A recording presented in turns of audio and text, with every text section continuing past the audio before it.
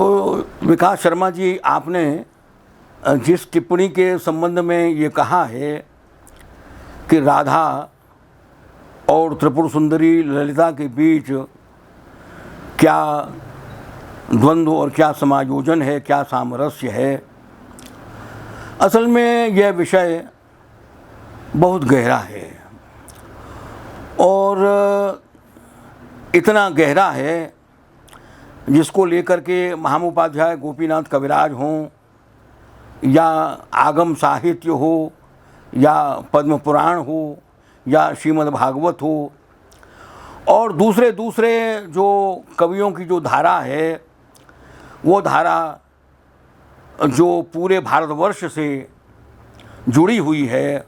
जैसे उदाहरण के लिए मैं एक सहज शब्द का प्रयोग कर रहा हूँ कि वह जो सहजिया वैष्णव थे जिनका प्रतिनिधित्व माधवेंद्रपुरी ने ब्रज में आकर के किया था। माधवेंद्रपुरी जो ईश्वरपुरी के गुरु थे, ईश्वरपुरी के शिष्य थे महाप्रभु चैतन्य। तो ये जो विषय है, अब एक बड़ी साधारण सी बात है कि स्वामी हरदास जी को ललिता सखी का अवतार कहा जाता है। ललिता आचार्य ललिता सखी यह हमारे टेक। तो आचार्य, अब जो ललितावतार जो हुआ स्वामी हरदास जी के रूप में, वो ललिता कौन सी ललिता हैं जिन्होंने स्वामी हरदास जी के रूप में अवतार ग्रहण किया? यह प्रश्न छोटा मोटा प्रश्न नहीं है, कोई भी प्रश्न आकस्मिक नहीं होता।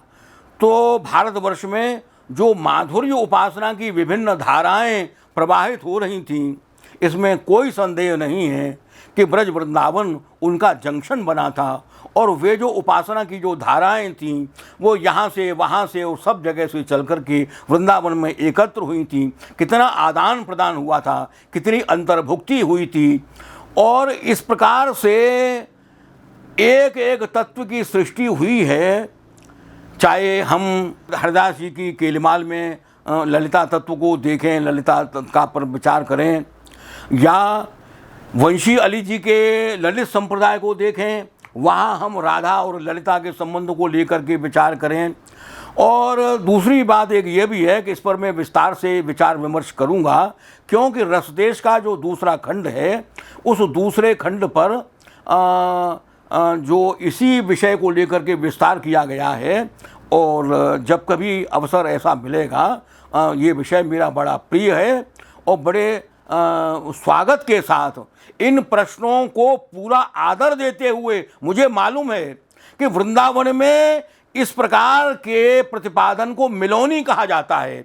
और मैंने भी जब वृंदावन में जो राधा अष्टमी पर जो 8 दिन तक चलने वाला जो हरदास उत्सव हुआ करता था बाबा विश्वेश्वर दास जी के आश्रम में, उस समय मैंने भी ये जब तुलना करी थी स्वामी हरदास जी की राधा और ललिता सहस्रनाम की ललिता, उनके दोनों के तुलनात्मक अध्ययन को लेकर के मैंने एक निबंध लिखा था। उस समय विक्रम विश्वविद्यालय के प्रोफेसर राममूर्ति त्रिपाठी जी मौजूद थे और राममूर्ति त्रिपाठी जी ने मेरे प्रश्न का पोषण किया था, प्रश्न की पुष्टि करी थी। अब वो किस प्रकार से की थी, ये बात अवश्य है कि मैं उस अनन्यता का भक्त स्वयं भी भक्त हूँ।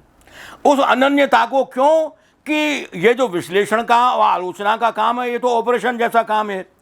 और जो अनन्य भक्त हैं, वो जो रस के उपासी हैं, उनको इस विश्लेषण से क्या लेना देना है? इस ऑपरेशन भला वो क्यों करेंगे? वो तो समग्र रूप को देखेंगे, उसके माधुर्य पर न्योछावर होंगे, वो ये ऑपरेशन को क्यों बर्दाश्त करेंगे? बिल्कुल सच्ची बात है, बिल्कुल ठीक बात है। और उनकी अनन्यता के प्रति मेरा माथा झुकता है, मैं नतमस्तक हूँ, उनको बार बार प्रणाम करता हूँ उनकी अनन्यता को। लेकिन हमारा काम विश्लेषण करने का है, आलोचना करने का है, विभिन्न धाराओं का अध्ययन करने का है, और वो जो है वो एक से एक भिन्न कार्य है। तो किसी के मन को यदि कोई क्षति पहुंची है, उसके लिए तो मैं क्षमा प्रार्थी हूँ।